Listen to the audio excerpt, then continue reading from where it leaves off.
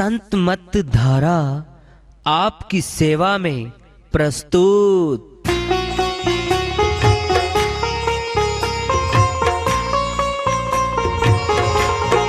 जो चाहता है प्रभु प्यारा, वो आओ संत मत धारा।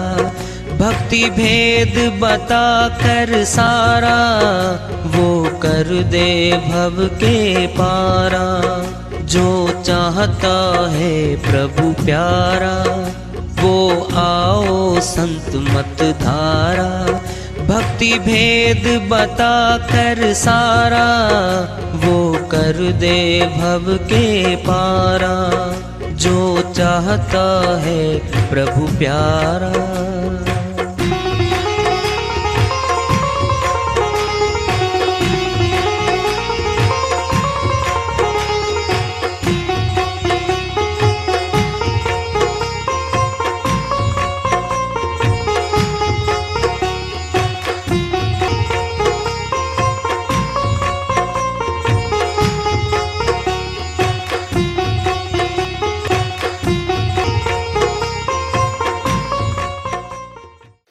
परम पूज्य सदैव स्मरणीय सदगुरु साहिब की जय हो। सतनाम साहिब। आदरणीय सर्व संतों की जय हो। उपस्थित आदर के योग प्रभु प्रेमी एवं जिज्ञासु आत्माओं, हम सभी पूर्ण पिता परमात्मा, सभी सृष्टियों के रचनहार, कुल मालिक, हम सबके जीवन का आधार, उनकी महिमा को सुनने के लिए एकत्रित हैं। मेरी सभी से अर्ज है कि मैं कोई जगत गुरु नहीं, कोई महाराज नहीं, कोई महामंडलेश्वर नहीं। मैं केवल सभी संतों की चरणों की धूल हूँ और आपका भक्ति मार्ग में सहायक हूँ। मैं अपनी सीधी साधी टूटी फूटी भाषा में, संदुकड़ी भाषा में भक्ति भेद के गूढ़ रहस्यों को उजागर करने वाले विचार आपके समक्ष रख रहा हूँ। यदि अच्छे लगे अपनाएं, नहीं तो गैर जरूरी समझकर विसार दें। हाँ, सत्संग ही एकमात्र प्रभु प्राप्ति का विद्यालय है, विश्वविद्यालय है ये। और हम सभी सत्संग में आए हुए हैं। हम जिज्ञासु तभी तो आए हैं। हम पिछले सत्संगों से वार्ता करते चले आ रहे हैं कि चेतावनी से प्रभु प्राप्ति की ओर, इस अध्याय को, इस वार्ता को आज फिर आगे बढ़ा रहे हैं। आज श्री कृष्ण जन्माष्टमी का पर्व है। पूरे भारतवर्ष में और सुदूर पूरे संसार में धूमधाम से मनाया जाता है और बहुत लोग इस पर्व पे व्रत या उपवास भी रखते हैं और रात्रि के 12 बजे तक उपवास रखा जाता है। फिर उनकी पूजा अर्चना करके भोग लगाया जाता है और सनातनी इस पर्व को बहुत ज़्यादा संख्या में मनाते हैं। तो श्री कृष्ण भगवान ने भिन्न भिन्न प्रकार के कार्य अपने जीवन में किए हैं। बचपन में किए, युवावस्था में किए, और सबसे बड़ा जो कार्य है वह श्री गीता का महान ग्रंथ की रचना की। महाभारत के युद्ध में, कौरव पांडवों के युद्ध में, कुरुक्षेत्र के मैदान में दोनों सेनाएं युद्ध करने के लिए एकत्रित हो जाती हैं। वहां पर श्री गीता का बखान अपने श्री मुख से श्री कृष्ण भगवान ने किया। इस महान ग्रंथ में सभी वेदों का सार है, सभी ग्रंथों का सार है। इसमें भक्ति योग भी है, ज्ञान योग भी है, कर्म योग भी है, सांख्य योग भी है। यह कथा नहीं है, अध्यात्म का पूरा रहस्य छुपा हुआ है। अध्यात्म के बारे में बहुत बखान किया हुआ है, उस पर थोड़ा प्रकाश डालते हैं आज। जब दोनों सेनाएं डट गई थी मैदान में, तो श्री अर्जुन बोले, हे माधव, मेरे रथ को दोनों सेनाओं के बीच में ले चलो एक बार, मैं देखना चाहता हूं मैंने किन किन योद्धाओं से युद्ध करना है। अध्याय 1 श्लोक 22 में कहते हैं, हे माधव, रथ को ले चलो। अध्याय 1 श्लोक 25 में श्री कृष्ण भगवान उत्तम रथ को लेकर दोनों सेनाओं के बीच में चले जाते हैं। उनके सामने भीष्म पितामह, गुरु द्रोणाचार्य, बड़े बड़े योद्धा लोग दोनों साइडों में खड़े हैं। दोनों तरफ देखते हैं अर्जुन, और भविष्य के बारे में विचार करते हैं। लाखों लाखों लोग मारे जाएंगे यहां पर, किस चीज के लिए? राज्य के लिए, राज्य पाने के लिए, और वह भी मौत तक मिलता है, जीवन तक मिलता है, मौत पे छूट जाता है, तो हल्का वैराग्य पैदा होता है। श्री अर्जुन में अध्याय 2 श्लोक 9 में कहते हैं, हे माधव, मैं युद्ध नहीं करना चाहता, मैं इन महारथियों को मारकर राज्य प्राप्त करना नहीं चाहता। इतना कह करके हथियार डाल के बैठ जाते हैं। अब यहां से श्री गीता शुरू होती है। श्री कृष्ण भगवान कहते हैं, अर्जुन, तू कैसी कायरतापूर्ण बातें कर रहा है? वीर पुरुष को, योद्धा को ये बातें शोभा नहीं देती भाई। जिनको तू देख रहा सामने, ये तेरे कौन है? तू इनका कौन है? कहते हैं श्री कृष्ण भगवान, है अर्जुन, न कोई ऐसा समय रहा जब तुम नहीं थे, मैं नहीं था, ये योद्धा लोग नहीं थे। अध्याय 2 श्लोक 12 में श्री गीता में समझाते, कहते कि अर्जुन, और नहीं कभी ऐसा समय होगा जब मैं नहीं होगा, तुम नहीं होगे, और ये योद्धा लोग नहीं होंगे। ये तो हर युग में रहे हैं, समझा रहे हैं। और हे अर्जुन, अगर तुम युद्ध नहीं करोगे योद्धा होकर के, तो प्रतिपक्ष की सेना में जो योद्धा लोग हैं वह तुझे कायर ठहराएंगे।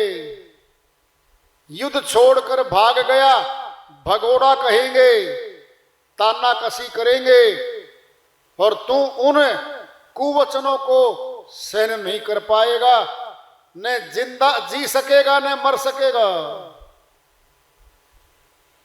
और तुझ पे कायरता का धब्बा लग जाएगा।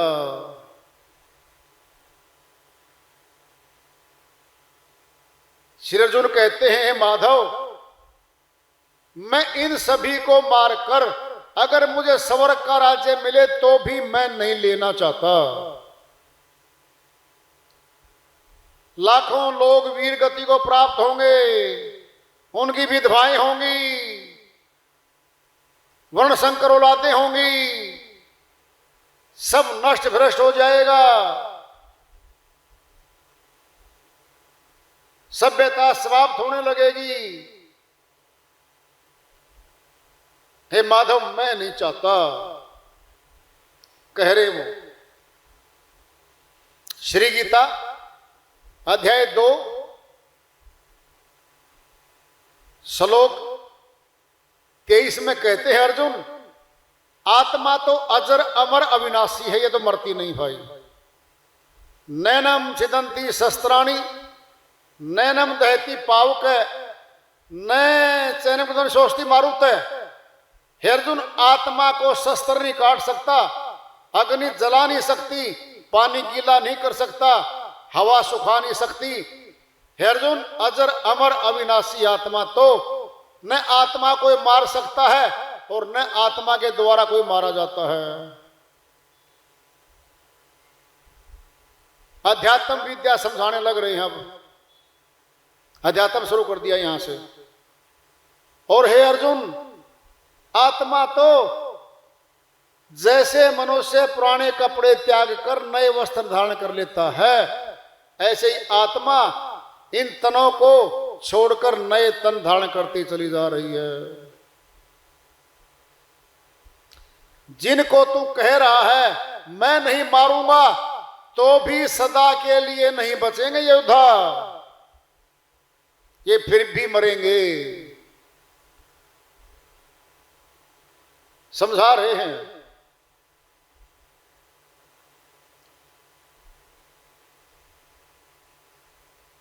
अध्याय 2 श्लोक 37 में समझाते कहते हैं, हे अर्जुन, अगर तुम युद्ध में लड़ाई करते हो मारे गए तो तुम स्वर्ग को प्राप्त होगे। अगर तुम मारे नहीं गए, जिंदा रह गए, विजयश्री हाथ आ गई, तो फिर तुम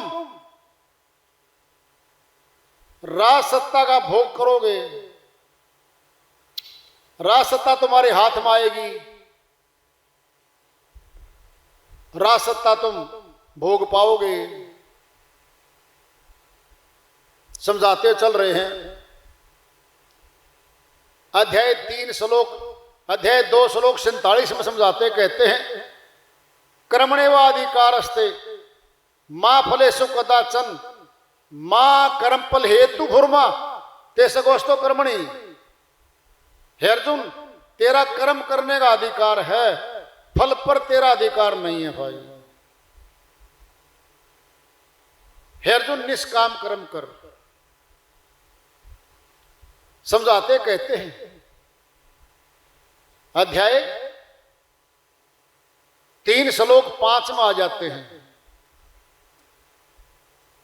हे अर्जुन, कर्म किए बिना एक पल भी मनुष्य नहीं रह सकता, ये कर्म करता ही करता है।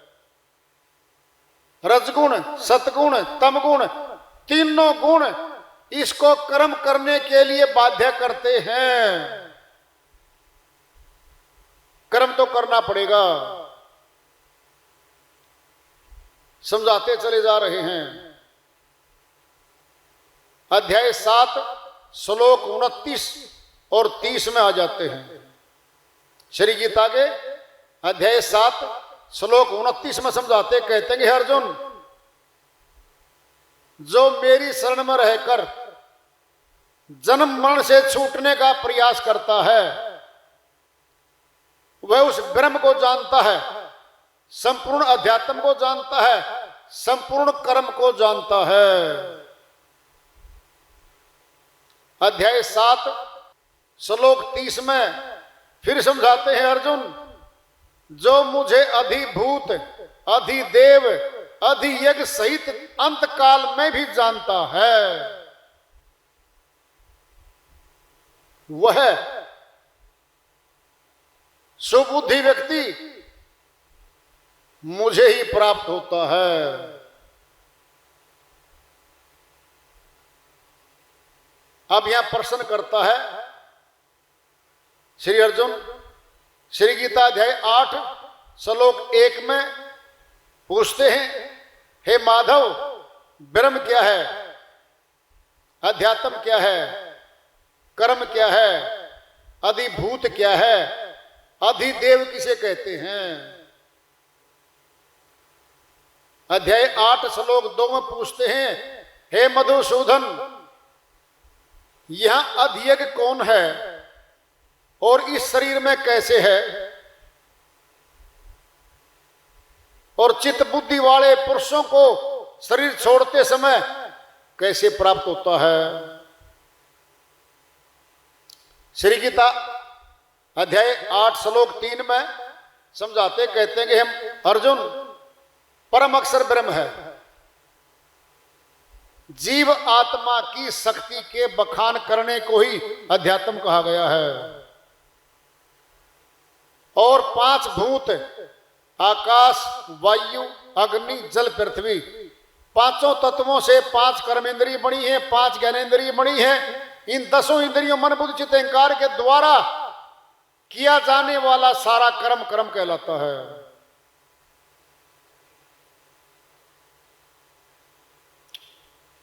अधिदेव, इन 5 तत्वों में जो शक्ति बैठी है वह अधिदेव है। हरणे में गर्भ है वो।